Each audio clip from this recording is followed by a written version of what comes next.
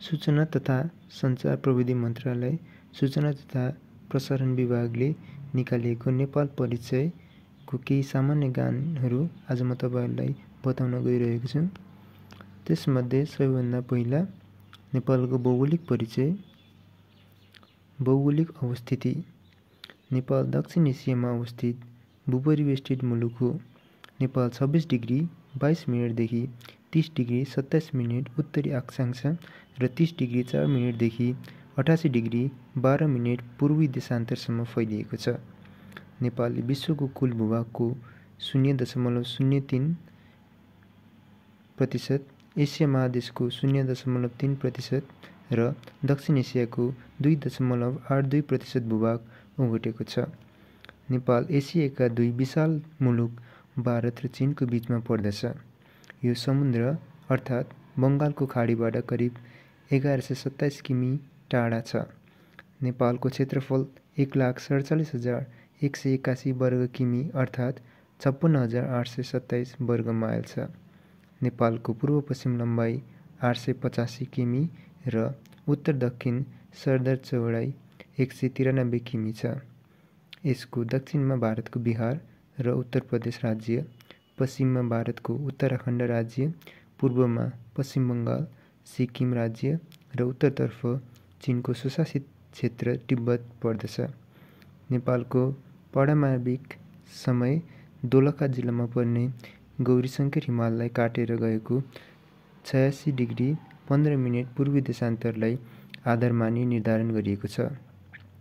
नेपालको समय ग्रीनविच मानक समयभन्दा 5 घण्टा 45 मिनेट अगाडि रहेको छ। यो समय विक्रम सम्वत 2042 साल वैशाख 1 गतेदेखि लागू गरिएको हो। विश्वका 8000 मिटर भन्दा अग्ला 14 चुचुरा मध्ये नेपालमा 8 वटा पर्दछन्।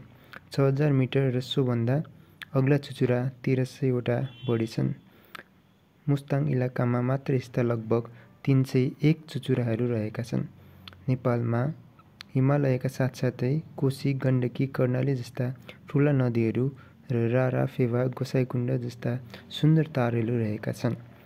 भूस्वरूपको विविधताका साथै जलवायु र मौसमको अत्याधिक विभिन्नताले गर्दा उष्ण, ट्रपिकल, अधोष्ण, मेसोथर्मल, सूक्ष्मतापीय, माइक्रोथर्मल, टाइगा र टुन्ड्रा प्रकारका जलवायु नेपालमा पाइन्छन्। नेपालको भौतिक स्वरूपमा उचाइगत विविधताका भौगोलिक विभिन्नताको अवस्था सिर्जना गरेको छ। विश्व मानचित्रमा नेपाल सगरमाथाको देश, गौतम बुद्धको जन्मस्थान, लुम्बिनीको देश, सीता जन्मेको देश र विशेष किसिमको झण्डा भएको देशको रूपमा परिचित छ। त्यसैगरी नेपालको भौगोलिक विभाजन अन्तर्गत धरातलीय स्वरूपको आधारमा नेपालको विभाजन।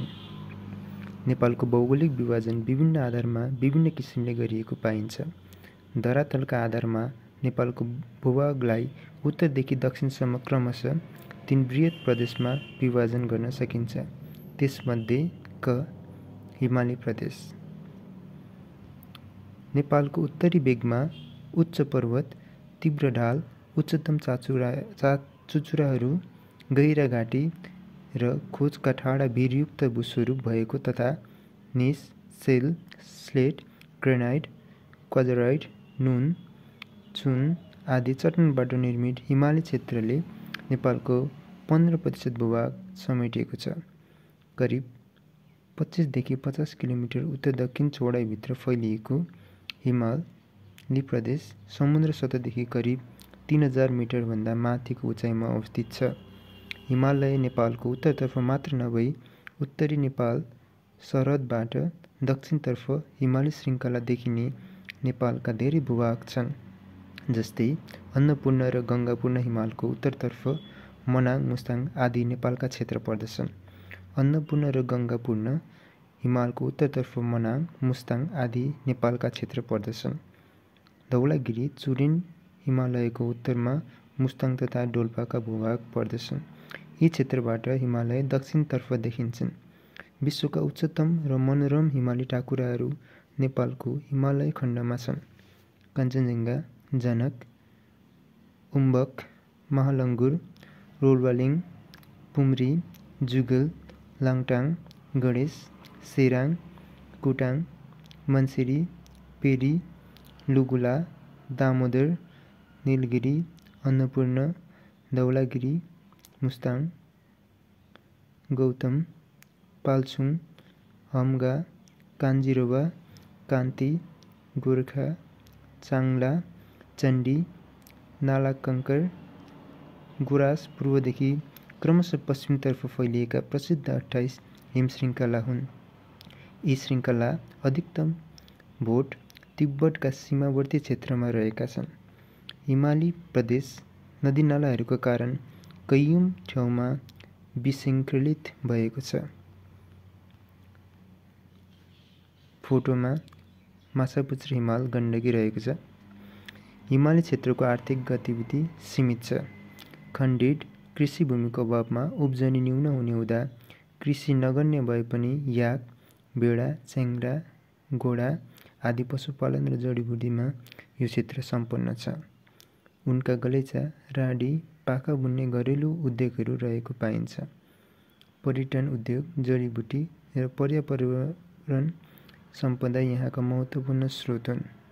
यो क्षेत्र अल्पाइन र आर्कटिक जलवायु क्षेत्र अन्तर्गत पर्छ। सगरमाथालाई विक्रम सम्वत 1990 अर्थात् सन् 1933 मा माचालिकार्गाले थर्ड पोलको उपमा दिएका थिए। उचाइ र पर्वतको अवस्थिति अनुसार जलवायु फरक पर्छ। सोलुखुम्बुको 4400 मिटर उचाइमा रहेको चुङचुङ गाउँमा आलु फल्छ।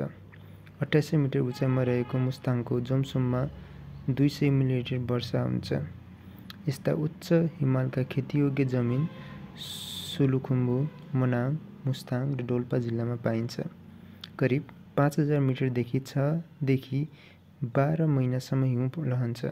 लगभग 4000 मिटर माथिका भूभागको छोटो अवधिको वर्षायाममा पनि तुषारपात हुन्छ।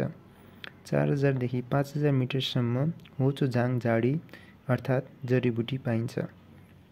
मुस्ताङ र डोल्पामा प्राकृतिक वनस्पति विशेष कारणले 2800 मिटर उचाइसम्म पनि हुने गरेको पाइन्छ। करिब 12% उच्च हिमाली मनसुनी चरणका लागि उपयुक्त छ। अरू भूभाग ठाडो भिर, ढुङ्गे र ठन्डा हुँदा चरणको लागि उपयुक्त छैन। घाँस पलाउन लामो समय लाग्ने भएकाले अधिक चरणबाट जोगाउन चरण व्यवस्थापन यहाँको मुख्य आवश्यकता हो। माटो र जलवायुका दृष्टिले 1% भन्दा कम जमिन मात्रै खेतीका लागि उपयुक्त छ। यातायातको आवश्यक व्यवस्था अझसम्म पनि हुन नसकेका कारण उत्पादनको बजारीकरण गर्न कठिनाइ हुने गरेको छ। नेपालको लगभग 19.7% अर्थात् 28,79,500 हेक्टर ओगट्ने उच्च पर्वतको दक्षिणमा मध्य पर्वत र उत्तरमा उच्च हिमाल पर्दछ। यस क्षेत्रको सबैजस्तो मुख्य उपत्यका हिमानीग्रस्त ग्लासिएटेड छन्। नदीले पिट कटान बढी गरेको फलस्वरूप नदी ढलान ग्रेडियन्टले गल्चेटा र गल्छी क्यानन्स बनेका छन्। डाँडाको टुप्पो र उपत्यकाको फेदसम्म 2000 मिटरभन्दा बढी उचाइको भिन्नता छ। त्यसैले यहाँको एउटै ढलोमा उष्ण, उपोष्ण र न्यानो समशीतोष्ण एवं चिसो शीतोष्ण बोटबिरुवा पाइन्छ। यो क्षेत्रको 50% भाग कुनै पनि खेतीका लागि काम लाग्दैन। बाँकी 50% भूभागमध्ये 34% भूभागमा खेतीका लागि अपर्याप्त पातलो माटो छ भने 16% भूभागले मात्र खेती धानेको छ। यस्तो 2 लाख हेक्टर जमिनमा पनि 40% मा मात्र राम्ररी खेती गर्न सकिन्छ। हिमाली क्षेत्रमा ताप्लेजुङ, सोलुखुम्बु, सङ्खुवासभा, दोलखा, सिन्धुपाल्चोक, रसुवा, मनाङ, मुस्ताङ, डोल्पा, मुगु, हुम्ला, जुम्ला, कालीकोट, बाजुरा, बझाङ, दार्चुला, धादिङ, रामेछाप, गोर्खा, रुकुम पूर्व र म्याग्दी गरी 21 जिल्ला पर्दछन्। विक्रम सम्वत 2078 को जनगणना अनुसार 6.08% जनसङ्ख्या हिमाली क्षेत्रमा पर्दछन्। हिमाली प्रदेशलाई भौगोलिक दृष्टिकोणले निम्नलिखित 3 उपक्षेत्रमा विभाजन गरी अध्ययन गर्न सकिन्छ। तालिका 1.1 हिमश्रृङ्खला र प्रमुख टाकुराहरू। कञ्चनजङ्घा हिमश्रृङ्खलामा कञ्चनजङ्घा, कुम्भकर्ण र किरातचुली पर्दछन्। जनक हिमश्रृङ्खलामा जोङसाङ र जनक पर्दछन्। महालङ्गुर हिमश्रृङ्खलामा सगरमाथा, लोप्से, मकालु, चोयो, नुप्से पर्दछन्। रोलवालिङ हिमश्रृङ्खलामा गौरीशङ्कर पर्दछ। जुगल हिमश्रृङ्खलामा जुगल हिमाल पर्दछ। लाङटाङ हिमश्रृङ्खलामा लाङटाङ रुङ, लाङटाङ री टाकुरा पर्दछन्। गणेश हिमश्रृङ्खलामा गणेश टाकुरा पर्दछ। सेराङ हिमश्रृङ्खलामा चामर टाकुरा पर्दछ। त्यसै गरी मानसिरीमा मनास्लु र हिमालचुली, पेरीमा हिमलुङ र रत्नचुली, निलगिरीमा निलगिरी उत्तर टाकुरा, अन्नपूर्णमा अन्नपूर्ण प्रथम, गङ्गापूर्ण, तिलिचु टाकुरा पर्दछ। धौलागिरी हिमश्रृङ्खलामा धौलागिरी, चुरे पूर्व र अन्त्यमा गुराँस हिमश्रृङ्खलामा अपी र सैपाल टाकुरा पर्दछ। मुख्य हिमाली क्षेत्र। हिमालय अन्तर्गतका उच्चतम चुलीहरू केन्द्रित मुख्य हिमालयमा 8000 मिटरभन्दा अग्ला हिमचुलीहरू पर्दछन्। तटवर्ती हिमालयको दक्षिणतर्फ रहेका बृहत्तर हिमाली श्रृङ्खलामा 6000 मिटरभन्दा अग्ला 1311 चुचुराहरू रहेका छन्। विश्वको सर्वोच्च शिखर सगरमाथा र तेस्रो उच्च हिमशिखर कञ्चनजङ्घाका अतिरिक्त लोत्से, मकालु, चोयो, धौलागिरी, मनास्लु, अन्नपूर्ण समेत विश्वका 2 दर्जन चुलीमध्ये नेपालमा करिब 1.5 दर्जन हिम चुचुरा रहेका छन्। कञ्चनजङ्घा, खुम्बु, महालङ्गुर, रोलवालिङ, गणेश, गोर्खा, अन्नपूर्ण, धौलागिरी, कान्जिरोबा, अपी र सैपाल हिमश्रृङ्खला अन्तर्गत विश्वका 10 सर्वोच्च शिखरमध्ये 8 वटा हिमशिखर पर्दछन्। भित्री हिमालय क्षेत्र। मुख्य हिमालयबाट उत्तर र तिब्बत तटवर्ती क्षेत्रबाट दक्षिणतर्फ यो क्षेत्र रहेको छ। नदी निर्मित उपत्यकाहरू उच्च हिमाली क्षेत्रमा निकै रहेका छन्। यहाँ पुराङ, हुम्ला, मुगु, लाङ्गु, बुढीखोटाङ, केरुङ, ल्यानम, रोङसार, खुम्बु, कर्म आदि हिमवेष्टित उपत्यकाहरू रहेका छन्। उत्तरमा अग्ला हिमालय र दक्षिणमा होचा पर्वतका बीचमा रहेका यी उपत्यका 2400 देखि 5000 मिटरसम्म उचाइमा रहेका छन्। कतै कतै गहिरो खोज र बेसी रहेका छन्। हुम्ला, जुम्ला, मुगु, डोल्पा, मनाङ र मुस्ताङ वृष्टि छायामा पर्ने हुँदा वर्षा ज्यादै कम हुन्छ। यस क्षेत्रमा शुष्क जलवायु पाइन्छ। यो पर्वतीय क्षेत्रमा चिसो शीतोष्ण कोणधारी वन हुने हुँदा डाले घाँस प्राय पाइँदैन। यहाँका बासिन्दा खाद्यान्न, लुगा र अन्य सामानको ढुवानी खच्चर, घोडा, चौरी आदि जनावरबाट गर्ने गर्दछन्। जौँ, गहुँ, कोदो र आलु 3000 मिटर उचाइसम्म पाइन्छ। हिउँदमा ठन्डा हुने हुँदा मानिसहरूको बसोबास यो क्षेत्रमा निकै पातलो छ। हिउँदमा चिसो छल्नका लागि बेसी झर्ने तथा अन्य मौसमी प्रकृतिको बसाइसराई सिजनल माइग्रेसन बढी हुने गर्दछ। सीमान्त हिमाली श्रृङ्खला। यो अन्तर हिमाली श्रृङ्खला तिब्बतको सीमान्त किनारी क्षेत्रबाट करिब 130 किलोमिटर उत्तरसम्म फैलिएको छ। सरदर 6000 मिटर उचाइदेखि करिब 7000 मिटरसम्म रहेको तिब्बती पठारको समस्थली क्षेत्र गङ्गा र ब्रह्मपुत्रको पानी ढलोको क्षेत्रका रूपमा यो प्रचलित रहेको छ। नेपालका प्रमुख हिमशिखर र तिनको उचाइ। Sagarmatha 8848.86 metre, Kanchenjunga 8586 metre, Lhotse 8516 metre, Makalu 8463 metre, Cho Oyu 8201 metre, Dhaulagiri 8167 metre, Manaslu 8163 metre, Annapurna 8091 metre, Nuptse 7855 metre, Shantipith 7591 metre, Langtang Lirung 7234 metre, Ganesh Himal 7163 metre, Pumori 7161 metre, Gaurishankar 7134 metre, अपी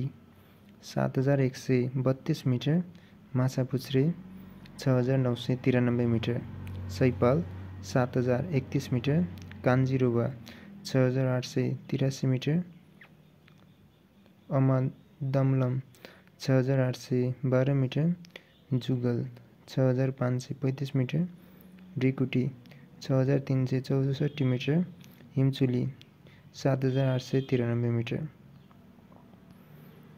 पहाडी प्रदेश उत्तरमा हिमाल र दक्षिणमा तराई बीच रहेको मध्य भाग, पूर्वदेखि पश्चिमसम्म अग्ला होचा पहाडहरू, फराकिला सागुरा उपत्यका, दुन, बेसी र टार र गरायुक्त पाखाहरूले घनीभूत छ।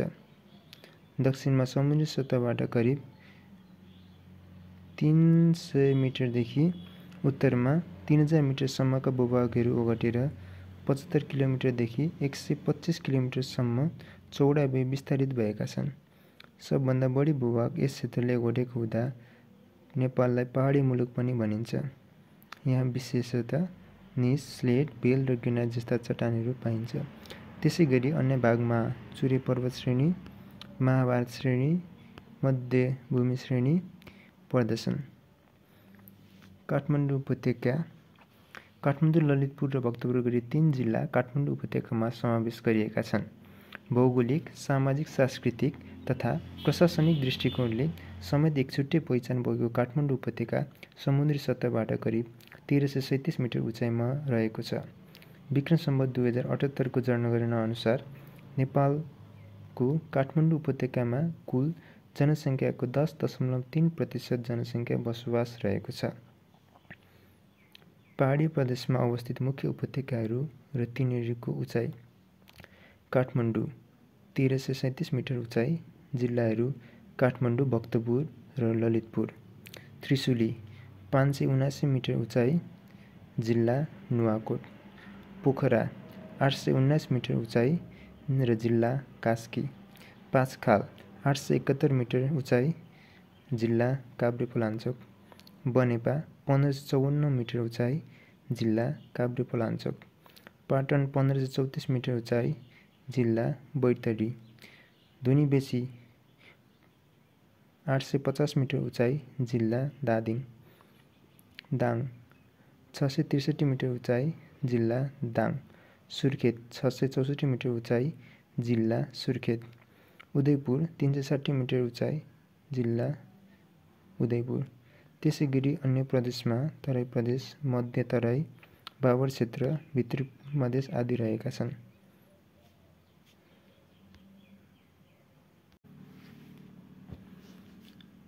तराईका जिल्लाहरूको वर्गीकरण अथवा जिल्लाहरूको वर्गीकरणदेखि सुरु गरौँ हामी। हिमाली जिल्लाहरू ताप्लेजुङ, शङ्खसभा, सोलुखुम्बु, दोलखा, सिन्धुपाल्चोक, रसुवा, मनाङ, मुस्ताङ, डोल्पा, जुम्ला, मुगु, हुम्ला, कालीकोट, बाजुरा, बझाङ, दार्चुला, धादिङ, रामेछाप, गोरखा, रुकुमपूर्व, म्याग्दी गरी 21वटा रहेका छन्। पहाडी जिल्लाहरू पाँचथर, इलाम, तेह्रथुम, धनकुटा, भोजपुर, ओखलढुङ्गा, खोटाङ, काभ्रेपलाञ्चोक, नुवाकोट, लमजुङ, तनहुँ, कास्की, स्याङ्जा, पर्वत, बागलुङ, पाल्पा, अर्घाखाँची, गुल्मी, रुकुमपश्चिम, रोल्पा, प्युठान, सल्यान, जाजरकोट, दैलेख, डोटी, आचाङ, बैतडी, डडेलधुरा गरी 28वटा रहेका छन्। त्यसैगरी भित्री मधेसका जिल्लाहरूमा उदयपुर, मकवानपुर, चितवन, सिन्धुली, नवलपरासी, बर्दगात, सुस्तापारी, दाङ र सुर्खेत गरी 7वटा जिल्ला रहेका छन्। तराईका जिल्लाहरूमा झापा, मोरङ, सुनसरी, सप्तरी, सिराहा, धनुषा, महोत्तरी, सर्लाही, रौतहट, बारा, पर्सा, नवलपरासी, बर्दगात, सुस्ता पश्चिम, रूपन्देही, कपिलवस्तु, बाँके बर्दिया, कैलाली, कञ्चनपुर गरी 18वटा जिल्ला रहेका छन्। त्यसै गरी काठमाडौँ उपत्यकाका जिल्लाहरू 3वटा काठमाडौँ, भक्तपुर र ललितपुर रहेका छन्। नदीको आधारमा नेपालको विभाजन अन्तर्गत कोशी क्षेत्र, गण्डकी क्षेत्र, कर्णाली क्षेत्र रहेका छन्। त्यसै गरी हावापानीका आधारमा नेपालको विभाजनमा उपोष्ण मनसुनी हावापानी, न्यानो समशीतोष्ण हावापानी, ठन्डा समशीतोष्ण हावापानी, लेकाली हावापानी, ध्रुवीय वा हिमाली हावापानी गरी 5वटा प्रकारमा विभाजन गरिएको छ। अब हामी नेपालको राजनीतिक विभाजन, सङ्घ, प्रदेश र स्थानीय तहको बारेमा केही कुराहरू पढ्न गइरहेका छौँ। सङ्घ सङ्घीय लोकतान्त्रिक गणतन्त्र नेपालको मूल संरचना सङ्घ, प्रदेश र स्थानीय तह गरी 3 तहको हुने व्यवस्था रहेको छ। सङ्घीय संरचनाको सबैभन्दा माथिल्लो एकाइको रूपमा रहने सङ्घ तहलाई सङ्घका रूपमा परिभाषित गरिएको छ। सङ्घीय सरकारलाई नेपाल सरकारको नामले पनि चिनिन्छ। नेपालको संविधानले अनुसूची 5 मा सङ्घको अधिकारको सूचीको व्यवस्था गरेको छ। त्यस्तो अधिकारको प्रयोग संविधान र सङ्घीय कानुन बमोजिम हुनेछ। त्यसै गरी अनुसूची 7 मा भएको साझा अधिकारको सूची र अनुसूची 9 मा बमोजिम सङ्घ, प्रदेश र स्थानीय तहको साझा अधिकार सूचीको प्रयोग पनि सङ्घ मार्फत हुने गर्दछ। साथै अवशिष्ट अधिकारको प्रयोग सङ्घीय सरकारले गर्ने व्यवस्था रहेको छ। प्रदेश संविधान बमोजिम सङ्घीय एकाइमा विभाजन गरिएको नेपालको सङ्घीय एकाइको क्षेत्र र स्वरूपलाई प्रदेशको रूपमा विभाजित गरिएको छ। नेपालको संविधानको अनुसूची 7 ले 7 प्रदेश र नेपालको संविधानको अनुसूची 4 ले 7 प्रदेश र सम्बन्धित प्रदेशमा रहने जिल्लाहरूको बारेमा स्पष्ट गरेको छ, जसअनुसार 7 प्रदेशलाई निम्न बमोजिम संक्षिप्त चर्चा गरिएको छ। कोशी प्रदेश, मध्य प्रदेश, बागमती प्रदेश, गण्डकी प्रदेश, लुम्बिनी प्रदेश, कर्णाली प्रदेश र सुदूरपश्चिम प्रदेश। यहाँ हामीले नेपालका स्थानीय तहको प्रत्येक स्थानीय तहको परिवार सङ्ख्या, जम्मा जनसङ्ख्या, परिवारको औसत आकार, लैङ्गिक अनुपात, वार्षिक जनसङ्ख्या वृद्धि दर र जनघनत्वको एउटा तालिका देख्न सक्छौँ, जसमा सुरुको रोमा काठमाडौँ महानगरपालिकाको हेर्दा वार्षिक जनसङ्ख्या वृद्धि दर ऋणात्मक देखिएको छ, अर्थात् प्रत्येक वर्ष 1.18% जनसङ्ख्या वृद्धि दर घटेको देखिन्छ। त्यसै गरी स्थानीय तह अनुसार परिवार सङ्ख्या र जनसङ्ख्या वितरणको पनि तालिका देख्न सक्छौँ। हामी सबै स्थानीय तहको जानकारी लिन सकिन्छ यहाँबाट। त्यसै गरी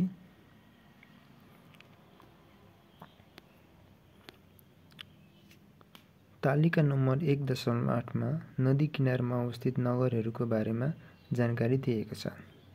काठमाडौँ जिल्ला, नदी बागमती। विदुरनगर नुवाकोट जिल्ला, नदी त्रिशुली। पोखरा नगर कास्की जिल्ला, नदी सेती गण्डकी। यसै गरी विभिन्न नगर, जिल्ला र त्यसको नदीको नाम दिइएको छ।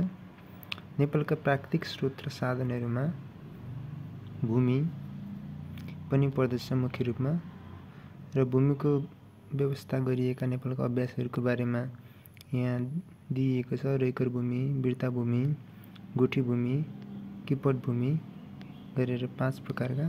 त्यसै गरी नेपालमा उपलब्ध माटोको प्रकार 5वटा दिएको छ।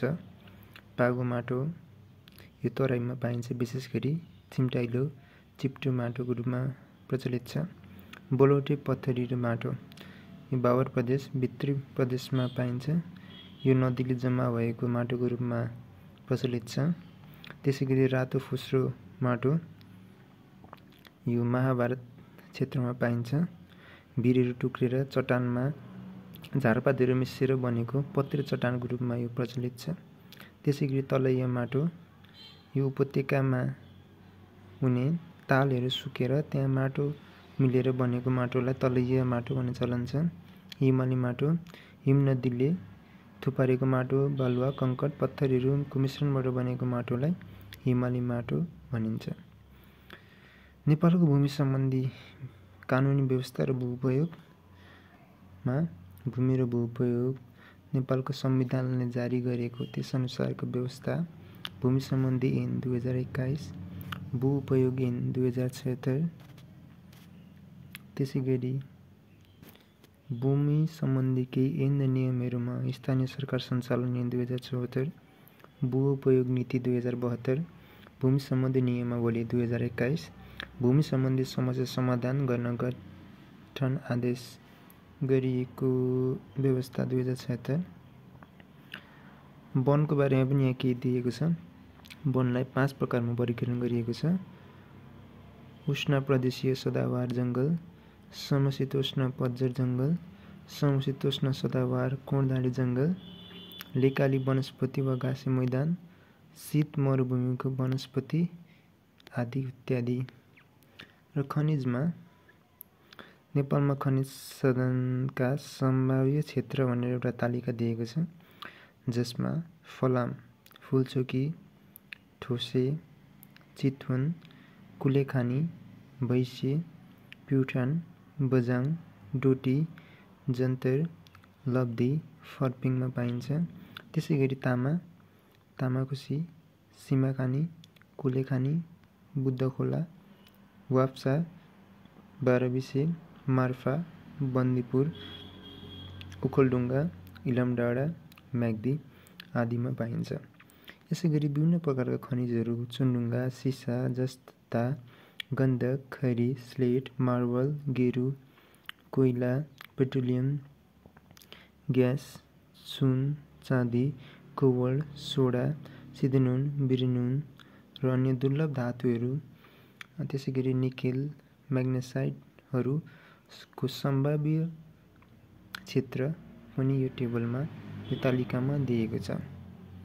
जलस्रोत नेपाल समुद्री सुविधाबाट वञ्चित भए पनि जनसम्पदाको दृष्टिकोणले ब्राजिलपछि विश्वको दोस्रो सबैभन्दा समृद्ध र एसियाको पहिलो राष्ट्र मानिन्छ। नेपालमा 6000 भन्दा बढी नदीनाला छन्। नेपालका 3 ठूला नदी कोशी, गण्डकी र कर्णालीको जलभण्डार क्षमता 1,48,000 क्युबिक मिटर अर्थात् कुल जलभण्डार क्षमताको 74% रहेको छ। कुल जलविद्युत उत्पादन क्षमता करिब 83,000 मेगावाट रहेको छ। नेपालका साना ठूला नदीहरूको प्रवाह, जलभण्डार र उपयोगिता दृष्टिले नदीहरूलाई निम्नानुसार 3 श्रेणीमा वर्गीकरण गर्न सकिन्छ। पहिलो स्तरका नदी हिमालको हिउँ पग्लेर वा हिमालयबाट उत्पत्ति भई निरन्तर रूपमा ठूला जलराशिका रूपमा प्रवाहित हुने सप्तकोशी, सप्तगण्डकी र कर्णाली जस्ता ठूला नदीहरू पहिलो स्तरका नदीहरू हुन्। यस्ता नदी ठूला जलविद्युत र सिँचाइ आयोजनाहरूका लागि उपयोगी मानिन्छ। त्यसैगरी दोस्रो स्तरका नदी, तेस्रो स्तरका नदी आदि 3 प्रकारका नदीहरू रहेका छन्। विभिन्न ताल, कुण्ड र पोखरीहरू। तिलिचो ताल। तिलिचो ताल समुद्री सतहबाट 4919 मिटरको उचाइमा फाक्चे हिमालको काँधमा रहेको छ। यो मनोरम ताल मुस्ताङको साथमा अन्नपूर्ण हिमालको उत्तरी भेग मनाङ जिल्लामा पर्दछ। यो तालको लम्बाइ करिब 4 किमि र उचाइ 1.2 किमि र गहिराइ करिब 200 मिटर रहेको छ। यस ताललाई तिरिचो वा तिलिचो पनि भनिन्छ। यस तालको उत्तरतर्फ नीलगिरी र दक्षिणतर्फ हिमाली प्रदेश दक्षिणतर्फ अन्नपूर्ण हिमालय पर्दछ। हिउँ, जल तथा ढुङ्गाको सौन्दर्यमा खुलेको हुनाले यो ताल अत्यन्त मनमोहक छ। रारा ताल। मुगु जिल्लामा अवस्थित यो ताल नेपालको सबैभन्दा ठूलो तालको रूपमा प्रसिद्ध छ। यसको लम्बाइ 5.2 किमि, चौडाइ 2.4 किमि र गहिराइ 167 मिटर छ। यो समुद्री सतहदेखि 2990 मिटरको उचाइमा रहेको छ र यसलाई महेन्द्र ताल पनि भनिन्छ। सिफक्सिन्डो ताल छिउ रोल्पा ताल दोलखामा अवस्थित छ। यो फेवाताल जुन कास्कीमा अवस्थित छ। रानी पोखरी यो राजा प्रताप मल्लले बनाएका थिए रानीको लागि। यो 32 रोपनीमा अवस्थित छ। त्यसैगरी टौडह मञ्जुसुले खड्गले काटेर भगवान श्रीकृष्णले चक्र प्रहार गरी बनाइएको भन्ने प्रचलित छ। गोडागोडी ताल कैलालीमा अवस्थित छ। बेगनास ताल गोसाइकुण्ड रूपताल आदि। नेपालका केही प्रसिद्ध ताल कुण्ड तथा पोखरीहरू राणाताल मुगु जिल्ला, फेवाताल कास्की, रूपताल कास्की, मैलाताल कास्की, बेगनास ताल कास्की, सेफक्सुन्डो डोल्पा, 20,000 ताल चितवन, नन्दबाजु ताल चितवन, गैडहवा ताल रूपन्देही, लौसा ताल रूपन्देही, संग्रहवा ताल रूपन्देही, जागिरा ताल कपिलवस्तु, गोडागोडी ताल कैलाली, बुलबुले ताल सुर्खेत, जगदीशपुर ताल कपिलवस्तु, रानी ताल कञ्चनपुर, झिलमिला ताल कञ्चनपुर, तिलिचे ताल मनाङ, खप्टड दह आचाम, गोसाइकुण्ड रसुवा, इन्द्र सरोवर मकवानपुर, टौडह ताल काठमाडौँ, रानी पोखरी काठमाडौँ, नागदह ललितपुर, गङ्गासागर धनुषा, महाराजा सुनवर्सी पोखरी मोरङ, माइदिया पोखरी पर्सा, सुरमा सरोवर बझाङ, पञ्चासे ताल स्याङ्जा पर्वत र कास्की 3वटा जिल्ला, गिरिदह जुम्ला, सुनादह डोल्पा र बागलुङ जिल्लाको सिमाना क्षेत्र, गोपा पोखरी, सभा पोखरी सङ्खसभा, माई पोखरी इलाम। नेपालको जनसङ्ख्या। नेपालमा विक्रम सम्वत 1968 देखि जनगणना गर्ने कार्य सुरु भएको हो। त्यसपछि लगभग 10 वर्षको अन्तरालमा जनगणना कार्यक्रम सञ्चालन हुँदै आएको छ। विक्रम सम्वत 1998 सम्म सञ्चालन भएका जनगणना सामान्य व्यक्तिगणना अर्थात् हेड काउन्टको रूपमा मात्र सीमित थिए। त्यसभन्दा पछिका जनगणना अलि तुलनायोग्य र विशिष्ट हुँदै गएका थिए। राष्ट्रिय जनगणना 2078 को राष्ट्रिय जनगणनाको नतिजामा नेपालको नयाँ नक्सा अनुसारको सम्पूर्ण भूभाग समेटिएको छ। यहाँ तालिकामा 1.1 मा जनसङ्ख्या परिवर्तन र वृद्धि दर, जनसङ्ख्यामा थपिएको सङ्ख्या प्रतिशत, वार्षिक जनसङ्ख्या वृद्धि दर, जनसङ्ख्या दुब्बर हुन लाग्ने समय, लैङ्गिक अनुमान र जनघनत्वको विषयमा केही कुराहरू जानकार गराउन खोजिएको छ। भौगोलिक क्षेत्र अनुसार जनसङ्ख्या वितरण। त्यसैगरी भौगोलिक क्षेत्र अनुसार जनसङ्ख्या सूचक, जिल्लागत जनसङ्ख्या सूचक, जसमा झापा मोरङदेखि लिएर मुस्ताङ म्याङ्दी, कास्की लमजुङदेखि लिएर सोलाङ सुर्खेत बाजुरा, बझाङ दार्चुलादेखि कञ्चनपुरसम्म सबै जिल्लाको विशिष्ट तालिकाहरू देखाइएको छ। त्यसैगरी अब हामी नेपालको राष्ट्रिय निकुञ्ज, वन्यजन्तु आरक्ष, शिकार आरक्ष, संरक्षण क्षेत्र तथा नेपालमा संरक्षित जीवजन्तुहरूको बारेमा केही कुराहरू जान्न गइरहेका छौँ। चितवन राष्ट्रिय निकुञ्ज, लाङटाङ राष्ट्रिय निकुञ्ज, सगरमाथा राष्ट्रिय निकुञ्ज, रारा राष्ट्रिय निकुञ्ज, बर्दिया राष्ट्रिय निकुञ्ज, सेफक्सुन्डो राष्ट्रिय निकुञ्ज, खप्टड राष्ट्रिय निकुञ्ज। हामी तस्बिरमा कृष्णसार पनि उफ्रिरहेको देख्न सक्छौँ। मकलु बोर्डो राष्ट्रिय निकुञ्ज, शिवपुरी नागार्जुन राष्ट्रिय निकुञ्ज, बाक्य राष्ट्रिय निकुञ्ज, शुक्लाफाटा राष्ट्रिय निकुञ्ज, पर्सा राष्ट्रिय निकुञ्ज गरी 12वटा राष्ट्रिय निकुञ्ज रहेको छ, जसको जम्मा क्षेत्रफल 11,806.02 किलोमिटर रहेको छ।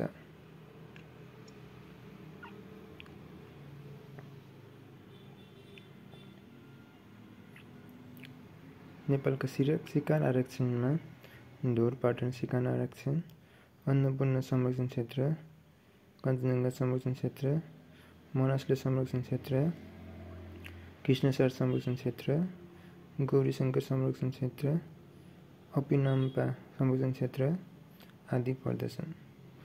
त्यसैगरी मध्यवर्ती क्षेत्रहरूमा 13वटा क्षेत्र पर्दछन् र वन्यजन्तु आरक्षणहरू 10वटा, एउटा रामसार साइडमा पर्ने सिमसार क्षेत्रहरू 10वटा पर्दछन्। संरक्षित स्तनधारी वन्यजन्तु आसामी बाँदर, सालक,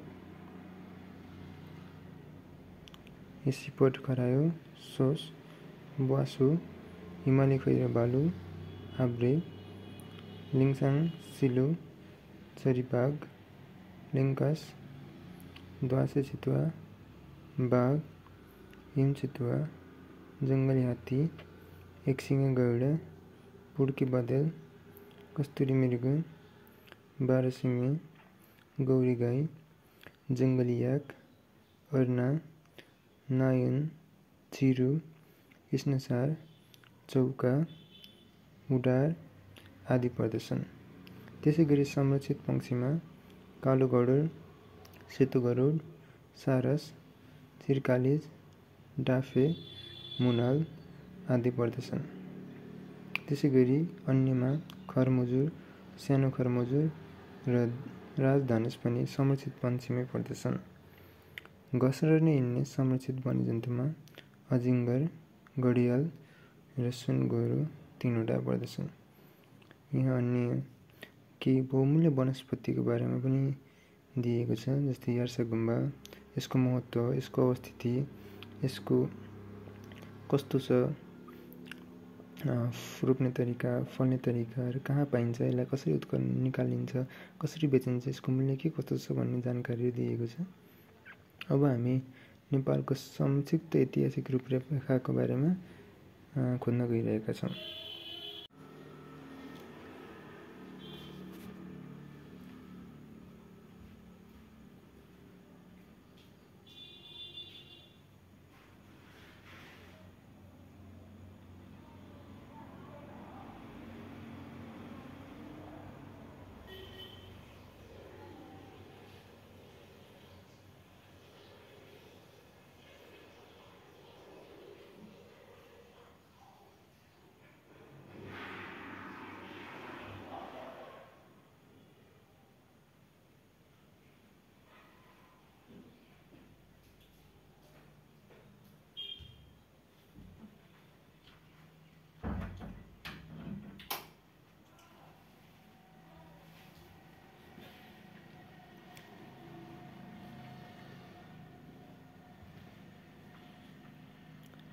नेपालको संक्षिप्त ऐतिहासिक रूपरेखाको बारेमा म तपाईहरुलाई केही कुरा बताउन गइरहेको छु। नेपाल परिचय बुक अनुसार नेपाल एक प्राचीन मुलुकको रूपमा यसमा नेपालको विभिन्न प्रकारका कुराहरू, क्षेत्रफलको कुराहरू, इतिहासका कुराहरू, नेपाल नामकरणको आधारहरू, किराँती भाषा, तिब्बती भाषा, नेपाल भाषा, लिम्बू भाषा, लेप्चा भाषाका कुराहरू गरिएको छ। संस्कृत भाषा, तामाङ भाषा आदि विभिन्न भाषाका कुरा गरिएको छ। त्यसैगरी प्राचीन नेपालका विभिन्न शासकहरू गोपाल वंश, महिषपाल वंश, किरात वंश, यलम्बर, उमती, जिकेतास्ती, रथु आदि इत्यादिको कुराहरू गरिएको छ। त्यसैगरी प्रसिद्ध लिच्छवीकालीन शासकहरूको सुपुष्ण, मानदेवका कुराहरू गरिएको छ। अंशुवर्मा, उदयदेव, ऋणदेव, जयदेव, ऋदेव, मध्यकाल, गुणकानदेव, सिमुनन्दगढ, कर्नाटक राज्यको बारेमा कुरा गरिएको छ। नुवाको कर्णाली प्रदेशको खस क्षेत्र राज्यको बारेमा कुरा गरिएको छ। मध्यकालीन मल्ल वंशको परिचयको कुरा गरिएको छ। मल्लहरूको नेपाल आगमन, मल्ल राज्यको विभाजनको कुरा गरिएको छ। सबैभन्दा महत्त्वपूर्ण कुरा उपत्यकाका मल्ल राजाहरू, कान्तिपुरका मल्ल राजाहरू रत्नमल्ल, सूर्यमल्ल, अमरमल्ल, महेन्द्र मल्ल, शिवसिंह मल्ल, लक्ष्मीनरसिंह मल्ल, प्रताप मल्ल, निपतेन्द्र मल्ल, पृथ्वीदेव मल्ल, भूपालेन्द्र मल्ल, भास्कर मल्ल, जगजयद्ध मल्ल, जयप्रकाश मल्ल आदिको कुराहरू गरिएको छ।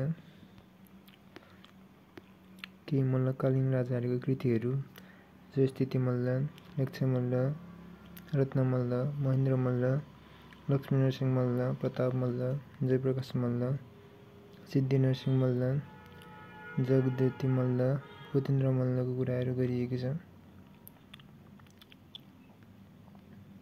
त्यसै गरी आधुनिक कालहरू शाह वंशको परिचय, गोर्खा राज्यको स्थापनाको कुराहरू गरिएको छ। पृथ्वीनारायण शाह पूर्वका राजाहरू द्रव्य शाह, पुरन्दर शाह, छत्र शाह, राम शाह, डमर शाह, कृष्ण शाह, रुद्र शाह, पृथ्वीपति शाह, नरभूपाल शाह, पृथ्वीनारायण शाह र नेपाल एकीकरण अभियानको बारेमा भनिएको छ। लमजुङ र भक्तपुरसँग मैत्री सम्बन्ध स्थापनाको कुरा, नुवाकोटमाथि आक्रमण र विजयको कुरा, उपत्यका नाकाबन्दी गर्ने प्रयासको कुरा, सिंहचोक गढीको युद्ध, काठमाडौँ र गोर्खा बीचको सन्धि, मकवानपुर विजयको कुरा, 24 राज्यहरूको दोस्रो आक्रमण कुरा, कीर्तिपुरमाथि विजयको कुरा, काठमाडौँ विजयको कुरा, ललितपुर विजय, भक्तपुर विजयका कुराहरू गरिएको छ। नेपालका शाहवंशीय राजाहरू पृथ्वीनारायण शाह 1749 देखि 1831 सम्म समयावधि। 2. प्रताप सिंह शाह 1831 देखि 1834 सम्म। 3. रणबहादुर शाह 1834 देखि 1855 सम्म। 4. गिवार्ण युद्ध विक्रम शाह 1855 देखि 1873 सम्म। 5. राजेन्द्र विक्रम शाह 1873 देखि 1904 सम्म। 6. सुरेन्द्र विक्रम शाह 1904 देखि 1938 सम्म। 7. युवराज त्रैलोक्य वीर विक्रम शाहको राजकुमार हुँदै नै मृत्यु भएको। पृथ्वी विक्रम शाह 1938 देखि 1968 सम्म। त्रिभुवन विक्रम शाहदेव 1968 देखि 2021 सम्म। वीरेन्द्र वीर विक्रम शाहदेव 2011 देखि 2028 सम्म। वीरेन्द्र वीर विक्रम शाहदेव 2028 देखि 2058 सम्म र दिपेन्द्र वीर विक्रम शाहदेव 3 दिन अचेत अवस्थामै र अन्त्यमा ज्ञानेन्द्र वीर विक्रम शाहदेव 2058 जेठ 22 गतेदेखि 2065 जेठ 15 गतेसम्म रहेको छ। यो डाटाको माथिको तालिकाको मुख्य स्रोत नेपाल परिचय 2081 रहेको छ। अहिले हामीले दिइरहेको जानकारी नेपाल परिचय 2082 मा पढिरहेका छौँ। राणा शासनका प्रधानमन्त्री जङ्गबहादुरले मुलुक ऐन जारी गरेका थिए। 1904 देखि 1933 सम्म जङ्गबहादुरको काल रहेको थियो अथवा उनको टोटल समय। रणदीप 1933-1942, वीर शमशेर 1942-1957, देव शमशेर 1957-1958, चन्द्र शमशेर 1958-1986, भीम शमशेर 1986-1989, जुद्ध शमशेर 1989-2002, पद्म शमशेर 2002-2005, मोहन शमशेर 2005 देखि 2008।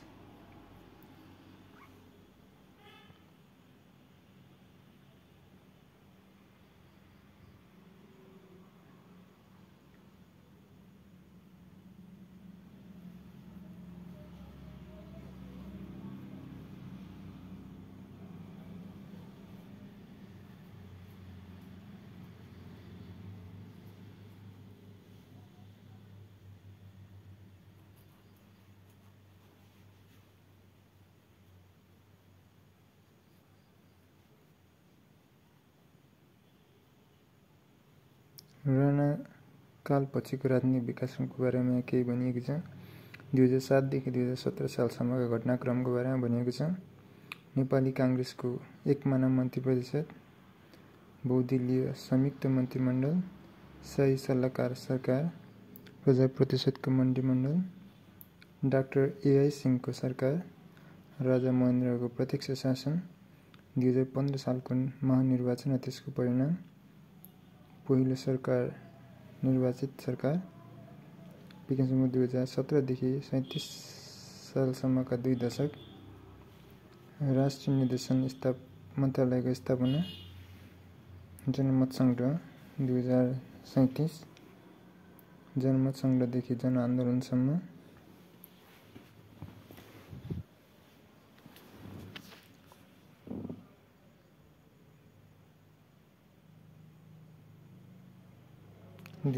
सालको जनआन्दोलन र त्यसपछिको राजनीति, बहुदलीय सरकारहरू,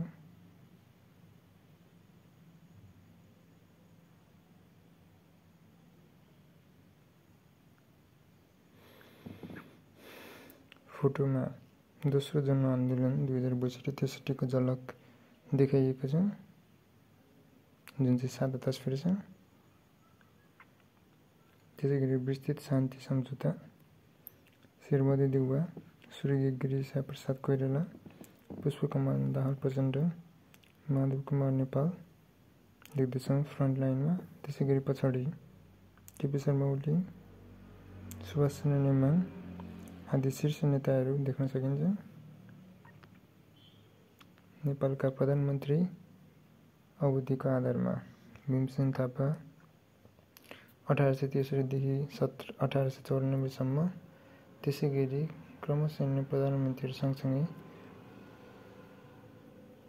केपी शर्मा ओली अन्तिम प्रधानमन्त्री रहेका थिए र जेएनजी आन्दोलनपछि केपी शर्मा ओलीले पनि राजीनामा दिइसके पश्चात हालको अन्तरिम मन्त्री परिषदको अध्यक्ष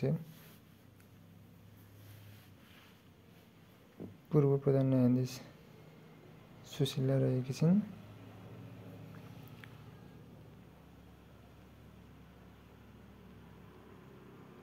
नेपालको प्रमुख ऐतिहासिक घटनाक्रम वसन्त द्वीपका राज्यहरूदेखि लिएर वंशीवर्णको उदय,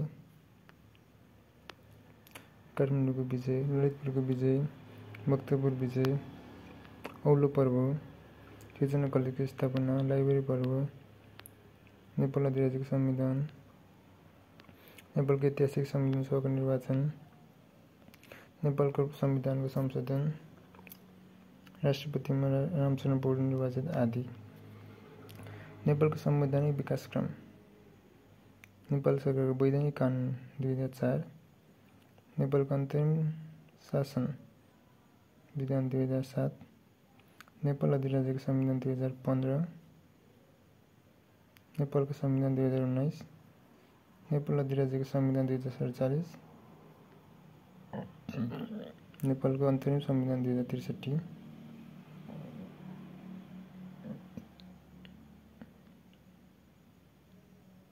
र नेपालको संविधान 2072। नेपालको संविधान 2072 का विशेषताहरू। दोस्रो संविधान सभाले बनाएको संघीय लोकतान्त्रिक गणतन्त्र नेपालको संविधान राष्ट्रपतिबाट 2072 साल असोज 3 गते जारी भएको। नेपालको इतिहासमा पहिलो पटक संविधान सभाले निर्माण गरी जारी गरेको संविधान। नेपालको सार्वभौम सत्ता एवं राजकीय सत्ता जनतामा, नेपाली जनतामा निहित। यस संविधानमा विभिन्न 31 वटा मौलिक हकहरूको व्यवस्था गरिएको। प्रत्येक नागरिकका लागि 4 वटा कर्तव्य तोकिएको। संघीय लोकतान्त्रिक गणतन्त्र नेपालको मूल संरचना संघ, प्रदेश र स्थानीय तह गरी 3 तहको हुने र नेपालमा 7 वटा प्रदेश रहने व्यवस्था गरिएको। नेपालको राज्य शक्तिको प्रयोग संघ, प्रदेश र स्थानीय तहले संविधान तथा कानुन बमोजिम गर्ने व्यवस्था। संघ, प्रदेश र स्थानीय तहबीच राज्य शक्तिको बाँडफाँड गरिएको। राष्ट्राध्यक्षको रूपमा राष्ट्रपति रहने व्यवस्था। नेपालको कार्यकारिणीको अधिकार यो संविधान र कानुन बमोजिम मन्त्री परिषदमा निहित रहने व्यवस्था।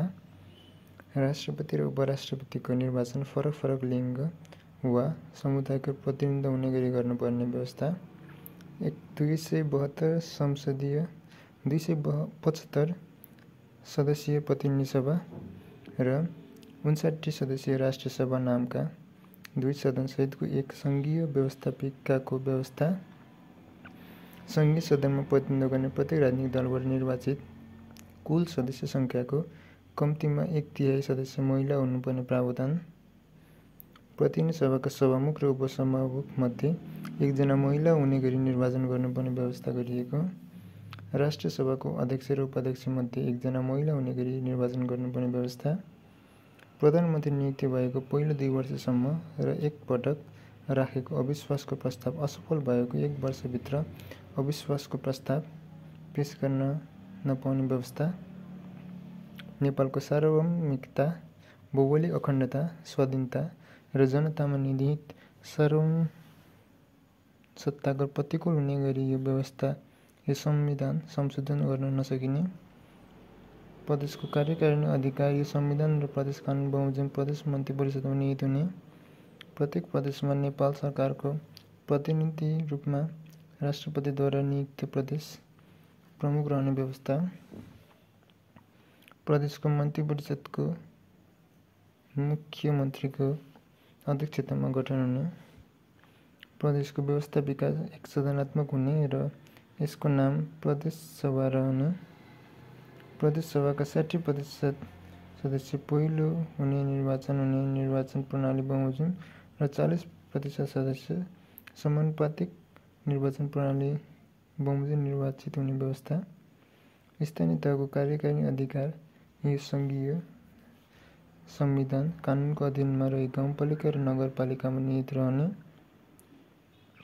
जिल्लाभित्रका गाउँपालिका र नगरपालिकाहरूबीच समन्वय गर्न जिल्लाको सभाको व्यवस्था गरिने। अख्तियार दुरुपयोग अनुसन्धान आयोग, महालेखा परीक्षण, लोकसेवा आयोग, निर्वाचन आयोग, राष्ट्रिय मानवाधिकार आयोग, राष्ट्रिय प्राकृतिक स्रोत तथा वृत्ति आयोग, राष्ट्रिय महिला आयोग, राष्ट्रिय दलित आयोग, राष्ट्रिय समावेशी आयोग, आदिवासी जनजाति आयोग, मधेसी आयोग, थारू आयोग र मुस्लिम आयोगको व्यवस्था। नेपालमा बोलिने सबै मातृभाषाहरू राष्ट्रभाषा हुने र देवनागरी लिपिमा लेखिने नेपाली भाषा नेपालको सरकारी कामकाजको भाषा तोकिएको। राष्ट्रिय महत्त्वको कुनै एक विषयमा जनमत संग्रहबाट निर्णय लिन सक्ने व्यवस्था गरिएको।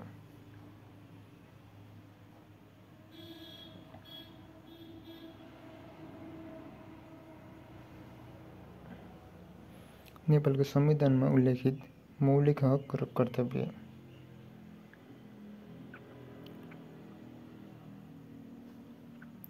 नेपालको संविधानमा उल्लेखित मौलिक हक र कर्तव्य विभिन्न प्रकारका छन्। 31 प्रकारका, जुन यस प्रकार रहेका छन्। नेपालको संविधानमा उल्लेखित मौलिक हक र कर्तव्य। नेपालको संविधानको भाग 3 मा निम्नानुसार मौलिक हक र कर्तव्यहरूको व्यवस्था गरिएको छ, जसमध्ये मौलिक हक 2 बमोजिम रहेका छन्। सम्मानपूर्वक बाँच्न पाउने हक, स्वतन्त्रताको हक, समानताको हक, सञ्चारको हक, न्याय सम्बन्धी हक, अपराध पीडितको हक, यातना विरुद्धको हक, निवारण नजरबन्द विरुद्धको हक, छुवाछुत विरुद्धको हक, सम्पत्तिको हक, धार्मिक स्वतन्त्रताको हक, सूचनाको हक, गोपनीयताको हक, शोषण विरुद्धको हक, स्वच्छ वातावरणको हक, शिक्षा सम्बन्धी हक, भाषा तथा संस्कृतिको हक, रोजगारीको हक, श्रमको हक, स्वास्थ्य सम्बन्धी हक, खाद्य सम्बन्धी हक, आवासको हक, महिलाको हक, बालबालिकाको हक, दलितको हक, ज्येष्ठ नागरिकको हक, सामाजिक न्यायको हक, सामाजिक सुरक्षाको हक, उपभोक्ताको हक, देश निकाला विरुद्धको हक, संवैधानिक उपचारको हक। त्यसैगरी प्रदेशका अधिकारको सूचीहरू रहेका छन्। सङ्घीय अधिकार सूचीहरू रहेका छन्। सङ्घ र प्रदेशको साझा अधिकारको सूची रहेका छन्। स्थानीय तहको अधिकारको सूची रहेको छ। सङ्घ, प्रदेश र स्थानीय तहको साझा अधिकारको सूचीहरू रहेको छ। त्यसैगरी नेपालको सार्वजनिक प्रशासनको बारेमा केही कुराहरू रहेको छ। प्राचीन काल, मध्यकाल, आधुनिक काल, उत्तराधुनिक कालहरू। प्राचीन काल विक्रम सम्वत 1925 अगाडि सार्वजनिक प्रशासनको प्राचीन काल एकीकरण पूर्वको काल भएकाले यसले काठमाडौँ, खस प्रदेश, कपिलवस्तु, डोय राज्य, मिथिला प्रदेश, थारू प्रदेशको प्रशासनलाई समेट्नुपर्ने हुन्छ। सरल भाषामा भन्दा यस कालको प्रशासन कस्तो थियो भन्ने पक्षको खोज विषयको रूपमा पाइन्छ। यद्यपि यस समयको प्रशासन राजा केन्द्रित हुन्थ्यो। राजा धर्मग्रन्थहरूलाई आधार बनाई शासन गर्दथे। राजाका विश्वासपात्रलाई युद्ध र राजस्व सङ्कलनको जिम्मेवारी दिइएको हुन्थ्यो। पद र कामको विभाजन थिएन। सैनिक बलको विकासमा जोड दिइन्थ्यो। प्राचीन नेपाल समयको गतिसँगै 3 खण्ड काठमाडौँ, तिरहुत र खस राज्यमा विभक्त हुन पुगेको थियो, जसलाई अन्धकारको समय पनि भनिन्छ। इतिहासलाई केलाउँदा लिच्छवी कालमा राजाले शासन चलाउन मन्त्री परिषद गठन गर्ने गर्दथे। मन्त्री परिषदमा अमात्य र मन्त्रीहरू नियुक्ति गर्दथे। मल्लकालमा पनि राजा सर्वसर्वा थिए। राजापछि राजकुमार हुन्थे। यद्यपि शासनमा सहयोग पुर्याउन मन्त्री सेनापति नियुक्त गर्दथे। आपसी प्रतिस्पर्धामा बाँच्नका लागि मल्ल राजाहरूले सेनामा धेरै खर्च गर्दथे। प्राचीन कालमा राजतन्त्रात्मक शासन प्रणाली थियो। राजाहरू धार्मिक ग्रन्थ, नीतिशास्त्र एवं धर्माज्ञाको आधारमा शासन गर्दथे। शहरमा प्राचीनकालीन प्रशासन न्याय, सैनिक र निजामती पदमा स्पष्ट विभाजन नभएको, कर्मचारीको काम, कर्तव्य, नियुक्ति, स्वरविवाह शासकको स्वविवेकमा आधारित रहेको पाइन्छ। अब त्यसै गरी लिच्छवीकालीन प्रशासनिक अड्डाहरू रहेका छन्, जुन हामी अर्को भिडियोमा लिएर आउनेछौँ। धन्यवाद।